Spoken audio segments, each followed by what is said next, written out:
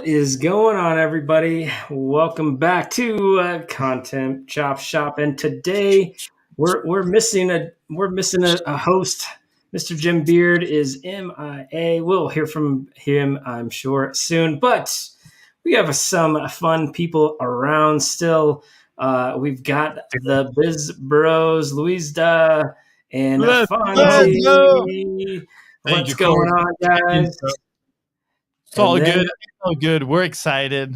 We're excited to be here. He needs to continue the intro, bro. Like, why are you cutting him off? There's another person down here. I know. Find the beard. All right. And then, of course, my co-host at Hindsight. I don't know why my internet's all wacky today. It's a wacky day. What is going on?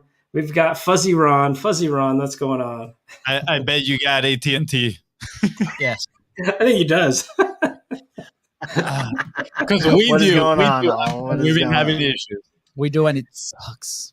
Sorry, AT&T. Not sorry. So, for anybody that's listening, anybody that's watching today, we're going to do something a little different. We're just going to have. What is going on? We're gonna actually try to make it through without everyone freaking out. But I heard you guys talking about a framework over there, awful. Fonzie. Let's hear it. So Corey, hold on. I feel like Ron is, on his own show. It's like, what's going on? What's happening here? So it's okay, Ron. We can still see you and hear you. I mean, a little bit. Yeah, it's like having a live game of Minecraft in here.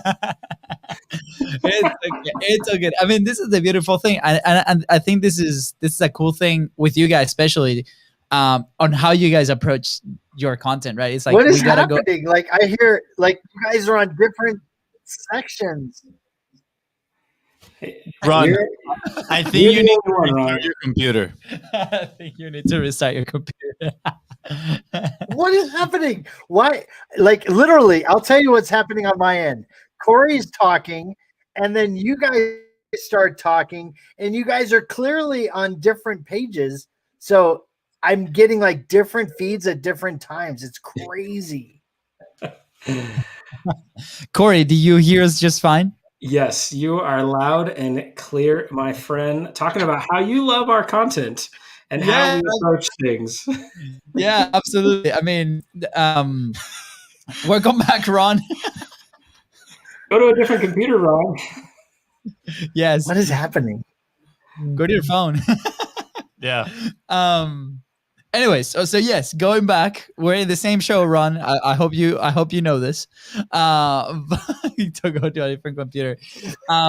Yeah, I mean the way that we approach, I mean, even this live stream, right? Like, we just love to try new things, love to try new conversations, love to try new frameworks, and continue to execute. And that's one of the things that I admire of you guys. It's you guys are out there doing it. You're like the what's it called? The scroll stoppers, the choppers, Scroll stoppers. Scroll stoppers. Thank you, Ron. I just had to say the cue like 400 times.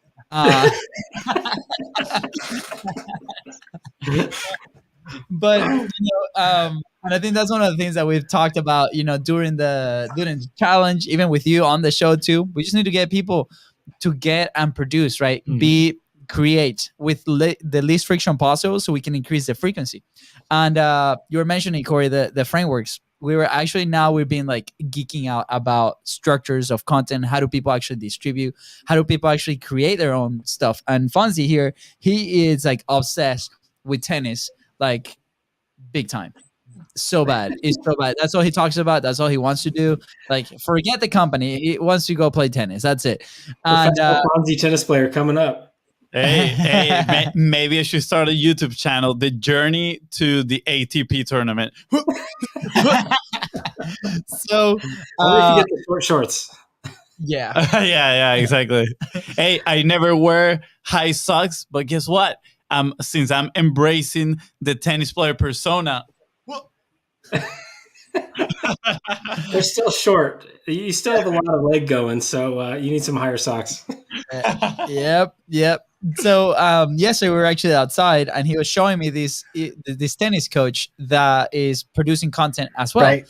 And we were like, oh my gosh, this is so cool, the way that he produces it. So I'm gonna let Fonzie describe how this content looks, and maybe we can start thinking about like our own framework. Like we have our own framework, you guys have your own framework on how you create and produce content, and then how you distribute, right? That's in general how we help other people as well to do that. So you want to break it down, Fonz? Yeah, I'll go ahead. So I cannot pronounce the name of this coach just because it's in French and it's pretty long. So, but this guy is the coach of Serena Williams, which I'm sure probably everybody's familiar with. So obviously he has an audience of people that want to learn from him, right? But they might not have access to his coaching, right? He has an academy, I'm guessing, in France. I'm guessing also that it must be pretty expensive to be a part of that experience.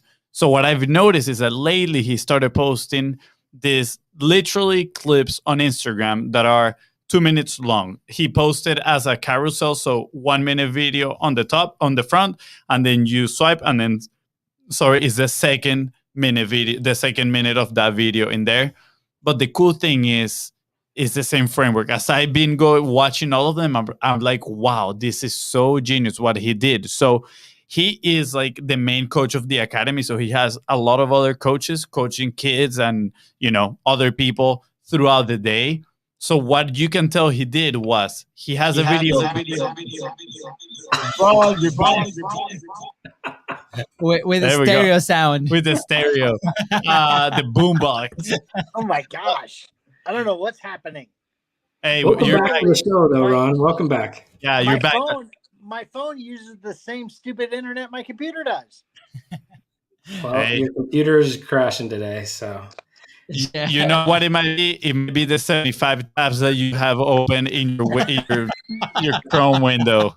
That could be it. What's hilarious is since you said that, I was like closing all the tabs. I was like, oh man, yeah. We'll get back to that, Ron. We'll get back to that. Google just had a new solution for that, but I'm gonna get back real quick to the framework of this tennis coach. So what he did, which I think is genius, is he grabbed a videographer that follows him around. Not everybody has access for a videographer that follows you around. But again, this is in his case as this high-end coach, right? What can he do within his capacity and resources? So he got this guy to follow him. And what he does is he goes field by field. Run. I'm trying to make it so I can type stuff and I can't. So there's no add-ons. We're going to go no typing for the next half hour. Yeah, no typing. So what this guy is doing is he's going court by court, right? Overseeing what his coaches are doing with these players.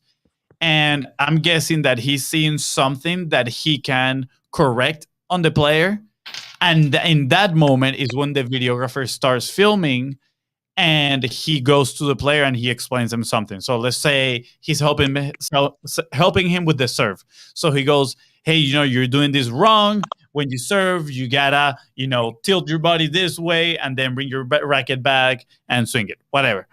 And he is like, the first part is that 1 minute of him giving the explanation. And then when you slide, the second part of the video is the player actually doing what he just helped him do. So it's great because you get this tip educational, right? He's already the attractive character. Everybody feels like they're being coached by Serena Williams' coach. And then you see kind of like the testimonial, the proof of concept, because you see this player taking action on whatever tip this guy just told him, and he's doing it perfectly, right? So it's great. He obviously the first part of the video has like jump cuts. It is not just him talking, like it makes a lot of jump cuts. They put subtitles and animate some of the subtitles. Very honestly, it's like very minimal post-production stuff on the video. But I think the framework is so great because in one day, how many courts does he go to? How many, how many amounts of mistakes he fixes throughout the entire day in his academy? So he's creating all this content just in one day, and then he's just posting it. And again, it goes along with what the audience wants to see because he is so high up in the tennis world that the comments are like, "Oh, I'm loving these tips. This tip just helped me, get my forehand on point, whatever." Right, and I'm loving them. For example, I'm learning how to play, and I'm like, "Wow, these tips are amazing." So I just love that this guy discovered his framework. Right? Would that work for us here in Content is Profit or for the hindsight hackers? Maybe not, because we are, in the computer, like working throughout the day. Like maybe it wouldn't be as exciting. We're not as high up in the influence world, as high up, if you call that. And, Definitely not in the tennis world. yeah, definitely not in the tennis world. And the other thing is, like, this guy is literally giving actionable advice so many times throughout the day, right? So it works for him. So I want to invite people to think about, what is your framework? Why do you think it would work in your business? And I'm done. Well, first of all, I love that, by the way. I love the idea. Like, just imagine if we had just had a little camera recording, and every time you actually went to do some kind of coaching or anything, if it was just recorded, right? And then you can go back. And instead of where we have to go in here and hit record or go play, like, consciously, right? But if it was like a camera on you, and anytime you actually did something, it actually was recording, that would be pretty awesome. But in the Content is Profit, you guys are in the same room. So, one of you guys could literally just watch the other and be like, he's making this mistake, I'm going to go help him fix it, right? Yeah, exactly.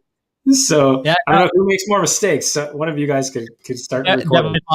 Yeah, probably me. Yeah, not even gonna fight that one. But that's okay. I mean, he learns faster. But here's the deal, right? Like this is the fun part. It's like, how can we figure out a way that we can create, like, transition from a consumer to a creator, right? Which I feel like all four of us have done pretty successfully. And then from there, it's like, how can we scale that type of content, right? So we rely on frameworks so we can repeatedly do it, right? Like your clients, right? On the podcasting world, same thing, right? Like, how can they be those creators? And then what is the framework? The framework is you guys, right? It's whatever process happens after. So you guys launch incredibly. You guys, make sure that this content is visible, right? And then after that, it's like, how do we promote, right? But if we operate outside of a framework, it's going to be really challenging to start scaling that type of content. So this guy made it super simple, where it's like, okay, my creation framework is literally, I'm going to teach something, and then the other thing that I'm going to show is a result.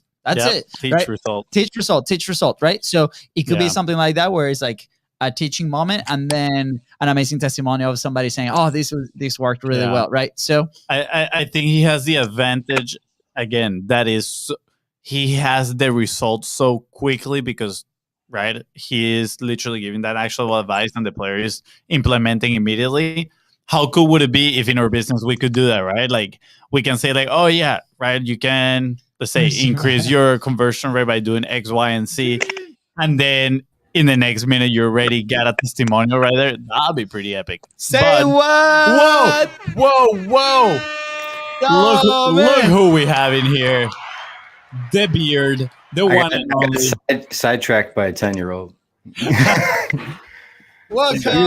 They do that. What's going on? It just took over.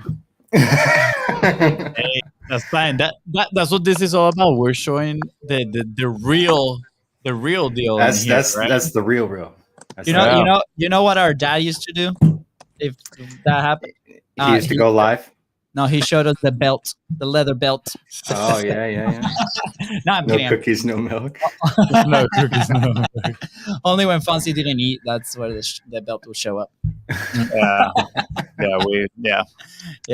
Awesome. Well, Jim, just to catch you up, we're talking about different frameworks of content creation. We're talking specifically about a tennis coach, which is, what is it? Venus, Serena Williams coach, and how they do it. So I'm gonna try to look for his. Yeah. Corey, we throw the ball back at you guys. Have you guys seen something really cool like that? Right, because now we're geeking off on, like, what are these content frameworks of? Oh, baby! All right. He said, "Oh, baby." I had to get back in so I can. I have my microphone attached to the computer and hidden on the other side of the table, so there's. That's the way to do it. Fonzie's looking at his booty right now. Look at him. Yeah. I mean, like this, like, Like that commercial, like that meme that's like the guy looking over his shoulder. Yeah. With the girl or whatever. Yeah, Oh, it's a lot boy. like that. But You're yeah, talking about a content framework that Williams use.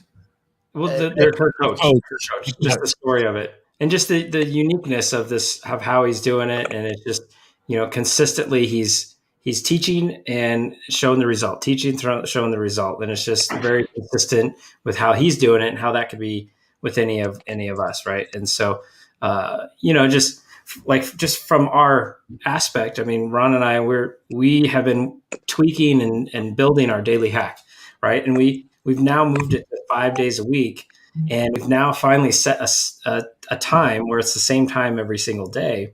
Whereas, like, it's taken this long process to find that.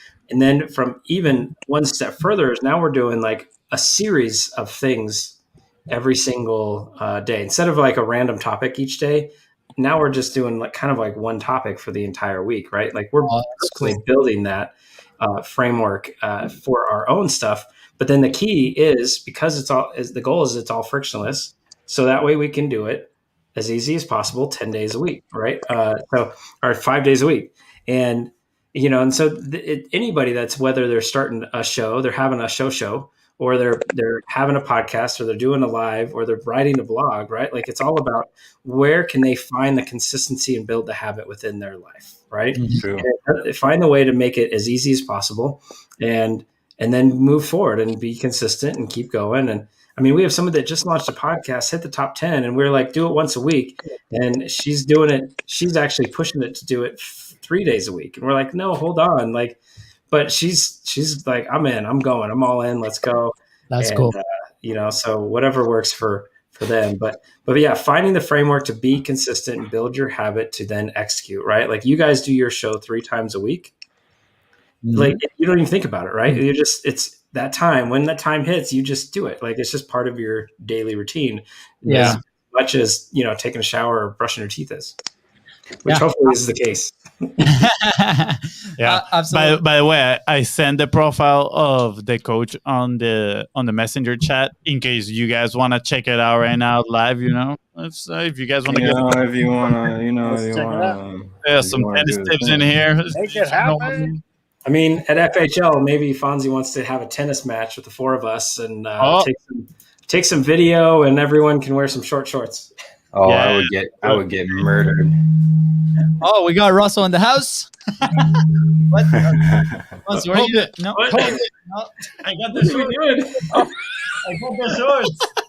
What is happening?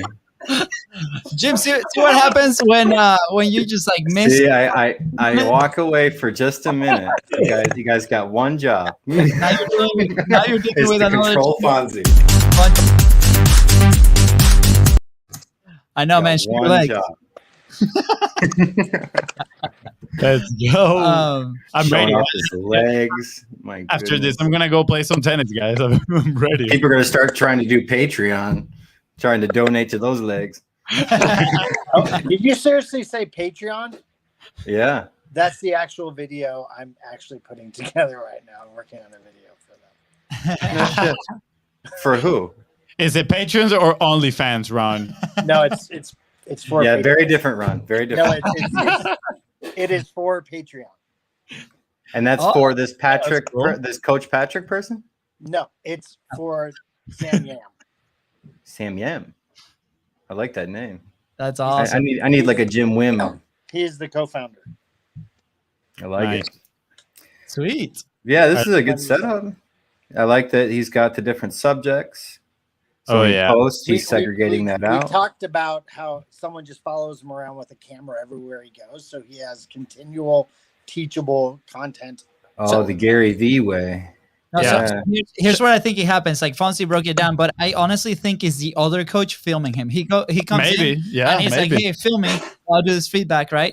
And that's it. It doesn't really need a video. But I think go to one of the videos so we can see, like, most of them have the same framework. Go to the first one because I haven't seen that one and I need a new tennis. I need it.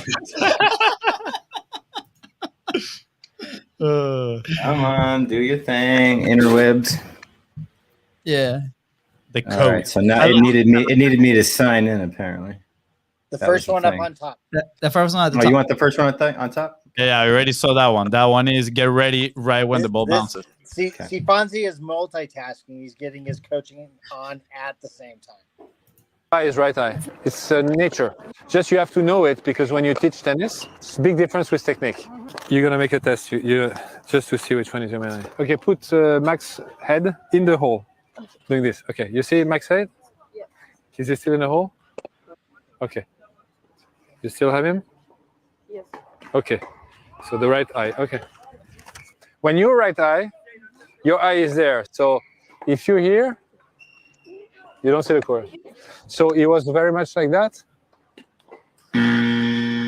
If he keeps his head here and he doesn't go too much there, he's going to be much more comfortable to serve. Let me tell you guys, I worked on my serve yesterday, and I did that, and it works. Nice. Great. Yep. Great, Alexei. Fonzie's going to be a professional soon. Roger is left eye. Thank you. Yeah, I'm that telling was you, good. you see how cool the tips. And then on this one, it wasn't the same video. Usually he has two, and then you slide and you see the player doing the thing. Yeah. But it's so simple. Tip, and then the proof of concept at the end. And he just does it. I don't know how many times a day he published. I think one. I think he just calls it like his daily tennis tip, something like that.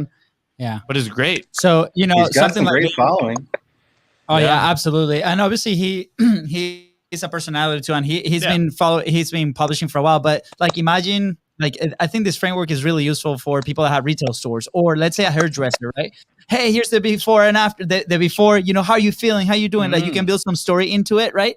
And then let's get into it. And then you have some conversations, some jump cuts in there. And then after the haircut is done, then it's like, hey, here's the result, right? So you create that Yes. feature within Instagram. So again, like, think about Yeah. like in your own mode of publishing, like, how can you apply a framework like this, right? And this is where the fun starts, because once that's set up, then the confusion of trying to create something new every single time, you're gonna remove it completely, Yeah. and then you can just like experiment and continue to grow, like Corey and Ron have been doing. Like, the way you think, this is like a quick win framework content, because you immediately like giving the tip, and on the other side immediately seeing the results. So if your business, right, is something, you have something that it delivers quick wins often, I think this is a great framework for you.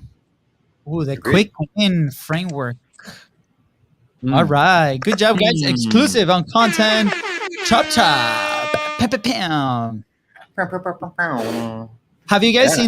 seen anything like that? Like obviously this is very different to the type of content that we might produce for, because obviously it's different products, different market, different things, right? But again, as a business owner or your new media company that we, like, you, the audience, or us are creating, like, what is that framework, right? Jim, you have your social framework, right? Which Corey is and very similar, to be honest with you. Very similar to showing people quick wins that they can apply quickly and have a show up in a weekend. You know, so that's really, I just do an extended version of that. Absolutely. That's awesome. Love it. What about you guys? Any other thoughts on the way that you guys do it, and the ways that you guys have seen it with some of your clients, Yeah. Corey and Ron?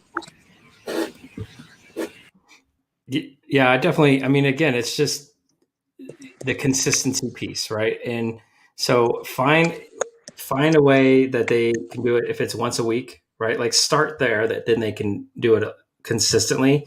And, you know, just there's so many people that we've watched that have started, they're like, oh, I'm doing it twice a week, or I'm doing, you know, whatever. And then they have to pause. They have to stop. They miss a show. They miss a week.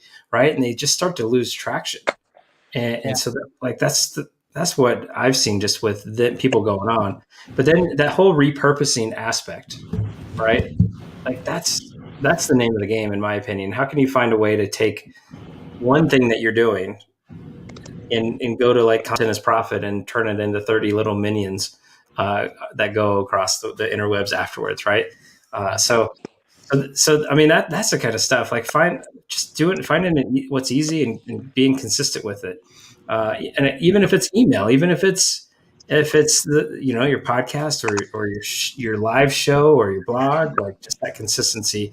And so, like, George Bryant is my favorite on email, right? Because you're on that email list and you get something every day, and it's short, quick, easy, and it's good to follow, right? And so I look forward to that as much as I would look forward to listening to a podcast or watching any kind of other live show. So it doesn't have to be just here on this or a podcast, right? Like anything that they're doing to produce content to get your message and your voice out there. It's the name of the game is that consistency. Yeah. Absolutely. What I find interesting is that I'm looking at his page a little more deeply now, and he's got a lot of like quick little videos, quick little images that don't really get a lot of traction. But then his speaking and his demonstration murder it. Now the question is, would they still murder it if people weren't seeing those other pieces of content? God, that's so good. That's And such a what good- I have found in my own experience, and I bet that you guys will agree, is that without those other bits of content that maybe don't get the traction, those premier pieces of content don't get the love that you would otherwise. Yeah. Yeah. Wow, Yeah. that's such a good That's point. good. That's good. So, I like it. here's something that happens, right? For us, and again, like we talked about this capacity, like on the show before, and how we do that, right? And how can we multiply the points of contact? How can we be present every single day, multiple times a day, to create that baseline, right? So then, when you have that one winner, you can easily identify it, and then you grab them. And we're like, okay, this is what resonates with people. This is so awesome. So I'll give you an example. Last night, I was going through my memories on my photos. Now Apple has this thing that shows you like memories on your pictures, and it was a picture of us. It was like me and Katie with the screen printing machine 4 years ago, right? And we shared this story so many times. I was like, oh my gosh, this is crazy. This picture is popping up. So I'm like, okay, let me grab that. I'm going to chop Katie off because if not, she's going to kill me, right? If she shows up, she's like, oh my God, why are you sharing that? So we did that. And then I put it on, right? And we shared the story. And that was one of those winning posts, Jim, that you just said, right? And that's okay. And that can happen with like any kind of post, right? So that is a story that we've told many times. So people that have heard it resonate with it, right? They're like, oh my God, this is so cool, right? And it brings, but if we never published on the show, for example, about that story, and we don't have those pieces, then we don't have that winner, right? So then I know on the messaging side, hey, that is something that I could bring back up, right? Into my publishing, into a macro piece, into a full episode, into a value, right? And then go there, have her sign a photo release. Yes. She, by marrying me, that was part of the... That was a photo. That was on the contract. Yeah. My wife You will said forever be that in if I Luis's don't- shows and Yeah. content. By marrying me, you are now a marketing material. That's right. I know. No, but I originally thought Corey. Okay, just saw that, Corey. I originally thought that more is not more, and it isn't to a point. But what it does is it primes that. It gets the psychology of, oh, I should look, and then when you have that winner, it can get all that attention because you have all those people that are already psychologically tuned into you. So therefore, they're going to give that even more love. But even if they don't look, right? Like, so today, Ron and I were with the Daily Hack, right? If we didn't get anybody, that's okay. Someone might see Corey and Ron live, whatever, right? But then they see a post, and then again, they may look, they may not, right? Yeah. But then, 10 times of doing that, they might see and come get the exact right one, right? Yes. That's Corey, like you nailed it, man. Like I think when we talk about content with people that might not understand, might not have the experience of publishing frequently, that's the one thing that like we have to talk about like every single time, because like, man, it's about the points of contact. It's about being top of mind. They're gonna see me, they're gonna see my brand, they're gonna see everything that we talked about. That immediately, subconsciously, what happens is like I'm trusting this person because I've seen them execute every single day, multiple times a day, right? They're out there, they're doing their thing, right? And then when they're ready, right, there's gonna be that winning post or that winning point of contact that then is gonna prime them to get your attention. So that happens with we had that example in January, for example. We met somebody around September last year from a referral base, and we had a conversation, right? And they were interested in the service, and they're like, "Oh my gosh, like that's cool, but I don't know if I'm ready." I'm like, "Don't worry, whenever you're ready, just let us know," right? And then 4 months go by. 4 months, because it was towards the end of January, and we received a call. It's like, hey guys, I'm ready to get started. And this person like did not interact whatsoever from that call. A lurker. To the day, yeah, lurker, silent watcher, call it however. But he's like, one of the first things that he told us when he came back on, he's like, hey, one of the things that struck me is like, you guys are there every single time. I see you guys all the time, right? Mm-hmm. So it's like, perfect. That's all you need. It's like, it's point of contact, right? The engagement is a plus. The following is another plus, right? But the first thing is like, we got to show up. We got to be present every single time with our message. And you guys here, everybody here in this room, I think is extra. We don't have to convince anybody. But still, just have money too. But yeah, same thing. And I love that, man. You guys like nailed it. That's it. We often say consistency creates opportunity, right? Yeah, and absolutely. That's it. And it doesn't matter if you even if you're going live and you're seeing that 0 up in the top of your screen, which I deal with a lot of people that are like, it gets in their head, right? Yeah. Of like, I am so tired of talking to myself, but there's tons of people out there that may just be checking it out and just kind of waiting on the sideline, just seeing if you're a fly by night or if you're really in it for, what you're passionate about. You're in it to win it, Absolutely. Yeah. And thank you, Robert, for the comment. So good, guys. Keep it up. Changing businesses one chump at a time. I can see it now. The Nobel Peace Prize. Let's go. Who paid Robert to be so nice to us? It's me. Yeah, I pay him. Yeah. New business model. It's like $10 a nice comment. $10 for a nice comment. Yeah, that's right. So does anybody else? Does anybody has another like framework content that they've seen around that is like, wow, I think that is pretty smart, pretty clever. Maybe I cannot use it in my business, but somebody else can. Sure, absolutely. Wait, it's a paid gig. No, Robert. We'll talk later, Robert. We'll talk later. We'll talk later. Yeah. Later, okay. Later. Robert, by the way, they all pay in Bitcoin. We don't. So, you better go with him. That's awesome. Yeah, let me see here. So I was actually reviewing recently, if you guys want to finish out with a bigger topic, Blake Newbar's launch. I've been revisiting that recently, digging into it and really analyzing it. And I'd love to have Blake on here to talk about it, of course. I'll reach out to him again for that.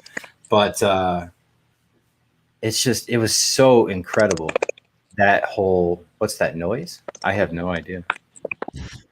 It's a very strange noise. It's from the keyboard now. Hold on one second. Where's keyboard? Someone is banging at the keyboard. Just like, oh, that's Ron. Yeah, that's Ron. Yeah, he's on his chat or something. Yeah, his phone is right next to the keyboard. He's holding the camera with the keyboard like that. Like, yeah, Robert says lurkers. It's the lurkers. Yeah. Ron, you're grounded. By the way, love the glass desk where it's also a whiteboard. Freaking love it. Yeah. Oh, that's so nice. good. That's good. Yeah, that's what's costs up. Extra. That costs extra. Yes. Ron and I both have that. It makes life easier. You got that, Corey? You writing on your desk too? Oh, yeah. Is it a stand-up desk by any chance? It is. Do you ever accidentally put your wrist on it and smear it? All the time, yeah.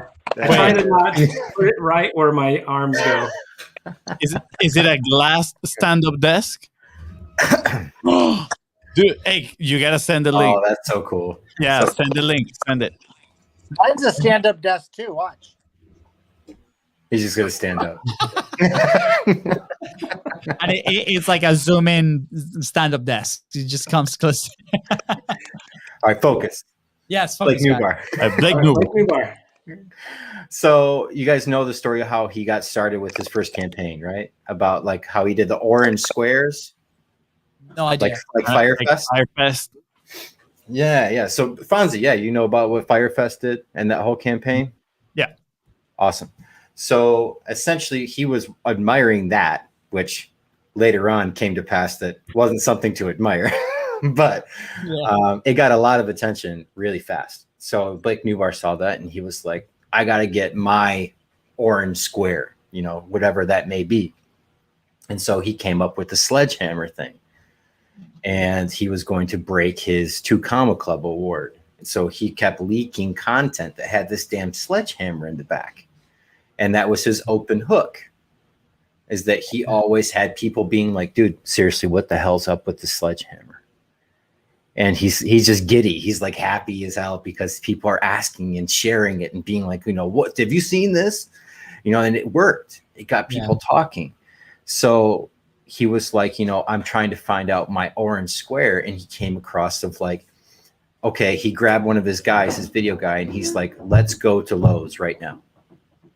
Or let's go to Home Depot, whatever it may have been, whatever home store. And he's like, let's go right now and film it. Get Lewis's water bottle. I'm behind in my water today. Look at this. It comes with frequent urination. Yes. And discomfort.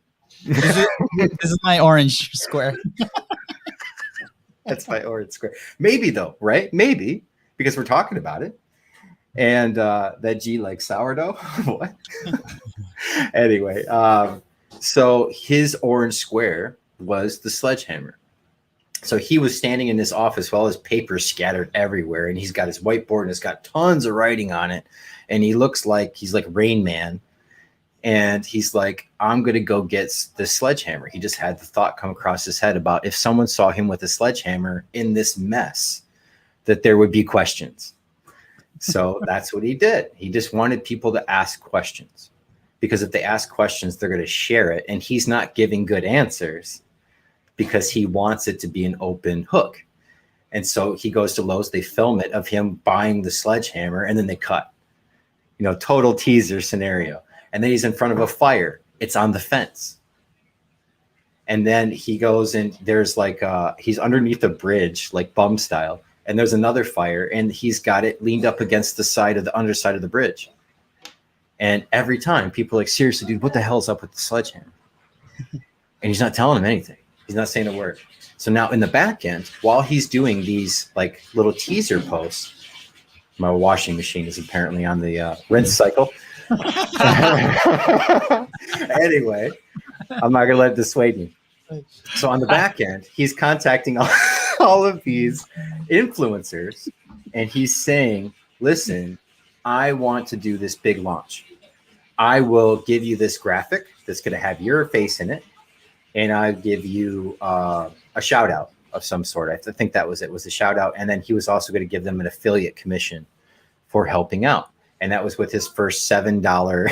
Yeah, seriously, I need to start that. But it's his first $7 like profile funnel thing. I forget what it was called. Do you guys remember what it was called? It was like the lead. Social media lead machine, right? Yeah. Was that it? Yep.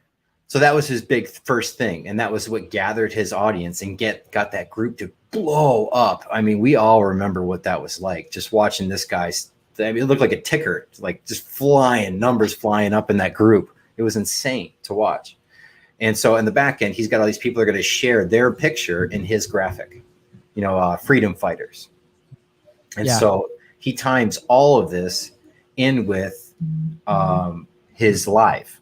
He goes live and he talks about this new thing. And he breaks the damn 2 Comma Club award, which was insane. And talks about, this is the live. Let me tell you why I did this. That was his last post before the live. So super open hook, like amazingness. And then everyone shows up to his live. He's got an insane amount of people in there that are all just giddy to know anything he has to say, because he's been like having them salivating over whatever the answer is going to be. Yeah. And on the same day, all these influencers push to his live. And it just went off. And then he pitched his $7, social media lead machine. And that was his first thing. Then I hear that he did it again for his partner program, but I didn't experience that as much. So I think that, Ron, are you guys in the partner program? I thought one of you guys was in the Blake Newbar partner program. Like, nope. He's just shaking his camera. Okay. Even the camera is like, nope. Yeah. Anyway, it was massive. He was a 6-figure, probably 7-figure launch for his partner program. It was incredible. And it was based upon all these funnels that he pre-made for you depending on your niche. Yeah. He took like 3 months and just made funnel sales process after funnel sales process for every possible niche that he could think of that were the big ones in ClickFunnels. He just did a survey of ClickFunnels to see what the main topics that were covered, and he covered those and made funnels for each one of them. And then he said, I'm going to make your profile perfect. You're going to have my team do it. So that, all the flipping and all that cool like 3D stuff that his profile had in it with the video, he did all that for you. He gave you literally all the templates, all the email scripts, everything. And he didn't do another thing after that. He literally sold the thing, gave you a group where it was a community where you could bounce ideas off each other, and said, deuces, I'm off to Cabo. Like, it was amazing. Like, because he put in all this hard work, now it's evergreen. And he just lets that baby run. And he runs ads to it all the time. Yeah. But that initial launch was just astounding to me. And I keep revisiting it. And it's something that I want to figure out what my sledgehammer is. Yeah. What's your sledgehammer going to be? The washer machine. My washing machine. That's it. No, that's good. Will he ever get to the spin cycle? Will he ever get to spin cycle? Stuff. It's like, what do you have in there, Jim? Tell us. What do you have in there? Yes, it's interesting the level of strategic thinking there. I wonder if he planned everything from the top, or he said, let me start with this, and as he was going, he's like, oh, maybe I should add this piece, maybe I should add this piece, maybe I should add this piece. I would love to know that too. From what he was in Steve's event, and he spoke to us about his launch. I got to find that video, but he was talking about before the sledgehammer, he just knew that he loved the Firefest launch. Yeah. And that he was trying to think of like, what's my orange square? What's going to be my thing that's super shareable that everyone's going to love to share with friends and family? And he was like, it's going to be an open hook. It's got to be like a mystery or, some kind of I want to know more storyline. And he came up with smashing his 2 Comma Club award. And that's where everything started. Because then he was like, what am I going to break it with? I'm going to break it with a sledgehammer. So then he had the sledgehammer in all the back of all of his videos. Yeah. I mean, I loved everything about that launch. I wasn't drawn to actually go and partake and watch. I think I did watch when he actually did the official unveiling of it that first time. But it didn't help me, or it didn't sell me on being a partner, so to speak. But but did you show up for the live? They're so good. Did you go to the live? Yeah. It worked. Yeah. Maybe you just weren't his ideal audience. Yeah, his launch, he didn't sell me there, but he got me there. And that's what everything he did pre-launch did. Yeah. Yeah. Wow. Oh, that's good stuff. Next step for Content Chopshop at some point is either we break down the campaigns with them so we can ask behind the scene questions, or we can bring the producers of these awesome ads. So Ryan Reynolds, open invite, and then they can tell us how the creative process goes there. Oh, whoa. Welcome to the show, Ryan. I just wanted to smell him. Can you put him back up, Rob? It's good. It smells good. It smells good. He smells like... He smells like gin. Yeah. Like gin. Yeah. I would like some aviation gin after this dynamite show that we just put on over the last hour. I've never tried his gin. I wonder if it's good. At Funnel Hacking Live, we should all try it because, we've got to try it. Absolutely. Try it. We just bring a cut up, like a big like. I did the same thing, Ron. I was like, "Oh, he's over." No, wait, he's over here. Yeah, I did the same thing. That's cool. Like, where am I smelling? Yeah. Today's was a different episode, but it was good. It was good. I like it. I like this type of episodes. So I think it's interesting. We're chop shopping frameworks and strategies. I think that's important too. Chop shopping. Blake Newbar is good. Shout out to Blake Newbar, by the way. If you ever watch this for some weird reason, we want you on the show. We want to hear about your whole launch. Oh my gosh, all of its amazingness. It'd be awesome to get him on the show and then like critique every one of his ads, like just his ads for one show. Like, you suck. No, I mean, he's got so many good ones, but it'd be nice to hear his opinion. He's like, oh, this one really I hated, but it performed well, or this one I loved. Yeah. But it didn't do anything, Like right? he puts a little extra like storyline into his ads. Like there was the one where he was like trying to pick a lock and, you know, get into some secret place that has his blueprint in it. Like he does really like kind of goofy stuff, but it also is engaging. Yeah. That's awesome. I agree. Perfect. All right. Well, I hope everyone that's watching, listening, paying attention, had a little fun and didn't get too annoyed with all our crazy issues today, like missing the beard and Ron struggling, can't even participate. But, you know, the Biz Bros, they held it together for the Content Chop Shop today. We all did. We all did. Except Ron. Except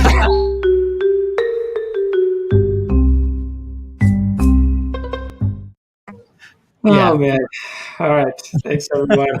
All right. Thank you guys, everyone, for watching Content Chop Shop. We'll see you next Thursday with another episode. Hopefully a little more put together, but not much. This is perfect. See you guys then.